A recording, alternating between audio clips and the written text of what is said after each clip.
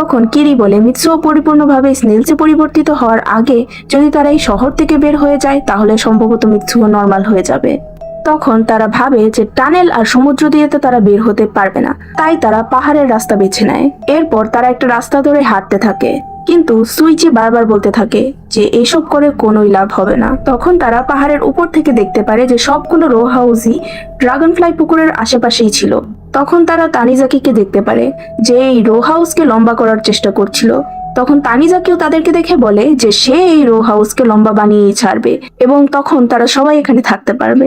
তখন এত জোরে কথা বলার ফলে সেখানে একটি টর্নেডো তৈরি হয়ে যায়। তখন তারা হাঁটতে হাঁটতে জঙ্গলের অনেক ভিতরে চলে যায় এবং সামনে অন্য একটি গ্রুপকে দেখতে পারে।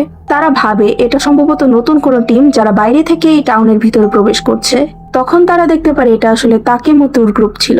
তখন তাকেমোতো বলতে থাকে তারা কিরির গ্রুপকে পাহাড়ের উপর যেতে দেখেছিল,